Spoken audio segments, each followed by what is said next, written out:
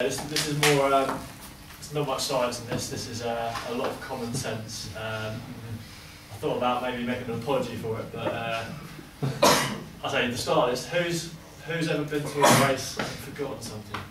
Who hasn't in life? Yeah. I'm afraid.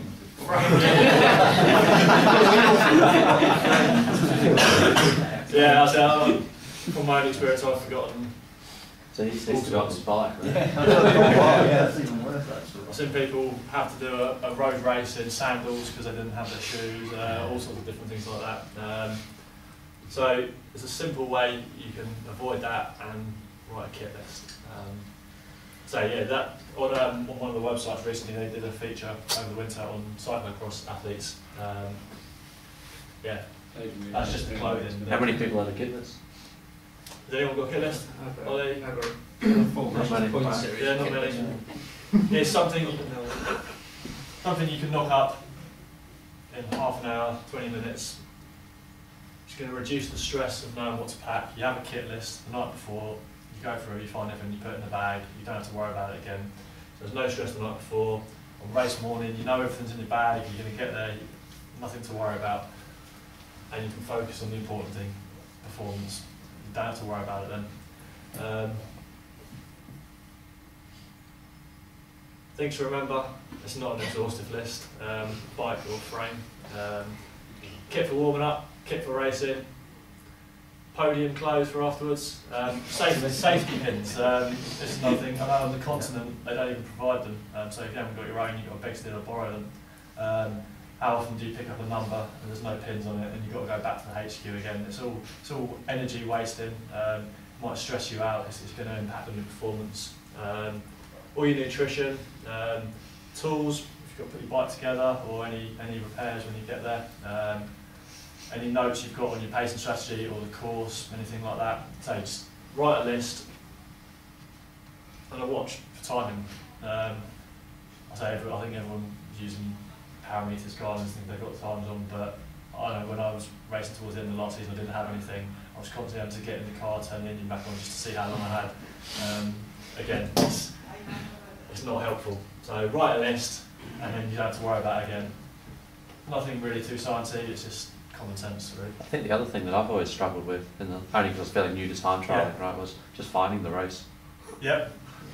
They're sometimes pretty tricky to find. I think what though, you're not meant to just join in, are you? Some secret course code. That is more true and historical than you might ever imagine. People still turn up late though.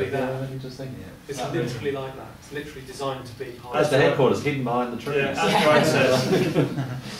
The HQ, where is it? How long is it going to take to get there? Will you be able to park? There's obviously limited parking. Are you going to have to park down the road? It's all going to affect your timings. And how far from the HQ to the start. You might find you don't actually want to park in the HQ. You might want to park in a lay-by nearer the start so that you can do your warm-up and then start the race. Again, common sense, something to find out. If it's a course you've done before, if you know the HQ, it might not be a problem, but I think everyone does new courses every year, new events. Just spend a bit of time doing a bit of research on that. And the course as well. Do you know the route of the course? You might want to get there a little bit earlier so you can drive it if it's not one you've done before. You need to find out the turns. Can you go around it on the tri-bars? If it's a road race, are there parts of the course where it's going to be narrow and you're going to want to be near the front? Dangerous bends, things like that. Again, research this beforehand. Try and find out a bit more information with it. I mean, things like Google Earth and things like that. You can almost do a tour of the course on your computer if you wanted to. Roundabouts. Again, it's all about taking sort of any sort of the risk, the decision making out of it. So you know what you're doing and you can just concentrate on riding as fast as you can. The profile, you might have an old file of a Garmin now. That's one way of doing it. You can plot these things on Bikely, Map My Ride, things like that. Have a look at the profile, and then you can give a bit of thought to your pacing strategy. Another thing bang on about every watt not being created equal. If you give a little bit of thought to your pacing strategy beforehand, going slightly harder on the uphills maybe, parts on the course where you can get a bit of recovery. it's not the sort of thing you necessarily want to be thinking about on the morning of the event. If you've given it a bit of thought beforehand, again, that's one less thing you've got to worry about on the day. Of course, that can all change depending on the weather.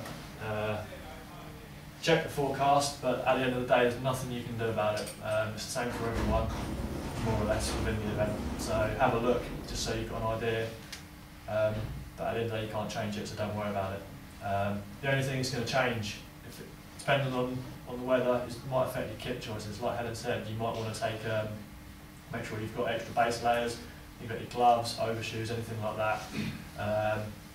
And again, your pacing strategy, if it's going to be windy, in addition to the hills and everything like that you've got on the course, the weather can have an effect on that, so you might want to talk with coach about it. So, sorry, just a quick question in terms of kit. When do you think it's an optimal time to switch from, say, leg warmers during a race and actually ditch them totally for just shorts in terms of, say, a time trial, say an hour's time trial?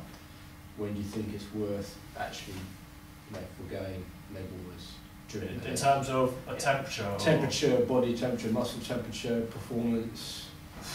It's an individual thing. I mean, right. Watching some of the pro racing at the moment, you see guys completely kitted up and everything, various applications you can put on. I don't know, I end up wearing them a lot longer than a lot of other people. I mean, I've had problems with my knees in the past and things like that. Well, I'll just make a point, but you mentioned about imbrications. Yeah. Don't use imbrications. You're better off wearing leg warmers. Yeah. Imbrications, all they do is they make the skin temperature warmer. Feels warmer, but it feels warmer, and all you do is you take the blood flow that could be in your muscles and put it to the skin. So you're actually wasting some of the blood flow. So you're better off wearing leg warmers, arm warmers. Yeah. Long sleeve skin suits are faster anyway than short sleeved skin suits. So it's always good to have your early season events with long sleeved anyway. And I think the other thing is just knees and being comfortable. I suffer with my knees, get very, very cold, so yeah. You want to make knee warmers, so there's always a halfway house. Yeah, exactly. And again, it depends. It really does depend on the weather. I find if it's a longer race and I've got leg warmers on and they get wet, then it can actually be colder than I don't know. I think it does come down to an individual decision in the end. I mean, I think people have got different tolerances to cold and things like that. So sometimes you hear people putting a temperature on it. Oh, well, I won't expose my knees till it's 14, 17 degrees. I don't think it's quite. So about like a switch over between, say, the air temperature, say 6 degrees, you do a 25 mile an hour time trial. Any without leg warmers, is there a chance that you're never going to actually get optimal muscle temperature? When does it sort of cross over between leg warmers and no leg warmers? What's the temperature? I don't know. Somebody did a study basically. To get things like that published in the learned journals, it's quite difficult.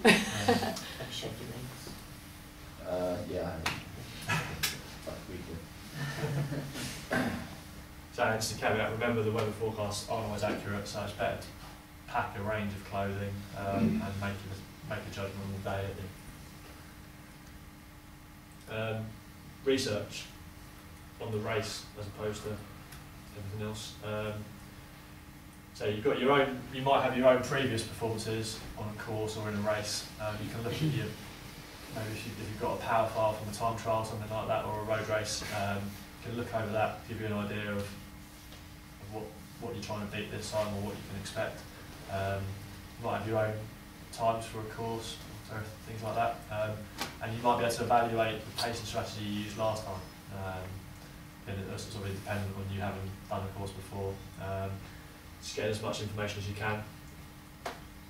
If you haven't done a race before, you can look at previous results anyway. You can get most of them online. You can see what sort of winning times there are, people you might have competed against, see what they did.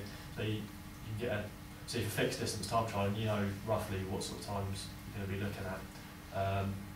But again, if it's something you know less about, you might be able to get an idea of the duration you might be racing for. It might help, again, knowing setting targets in terms of nutrition and power and things like that.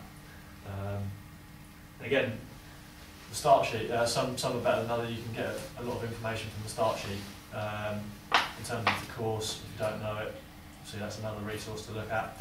In terms of the competition,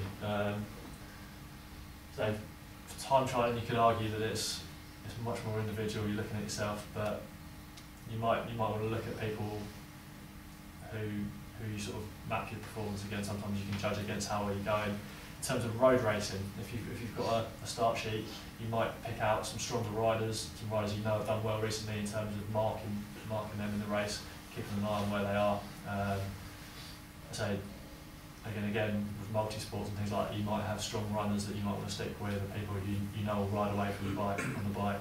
It's just a case of having as much information as you can beforehand, so that nothing's left to chance, nothing's unexpected on race day, so that again you're not thrown by anything. So that yeah, I don't know if you want to hand these around. If you're happy with your race day, with your preparation and things like that, it might not be a problem, it might not be something you worry about. Even if there's only one or two, you find something like that useful. We're going to put them on the website as well. I'd say it's very much a first draft or a work in progress. You might want to put your own things on there, you might find things on there that aren't useful to you, and maybe we can get the files for that and we can change them over for you. And I say this is something else that will help with post-race debriefing as well. See at the top, we've asked to put an aim for the race. It gets you into the habit of going into a race with a clear aim, with a clear set of goals for that race, and then we can debrief that afterwards, see how well you did on that, and hopefully improve on it for the future.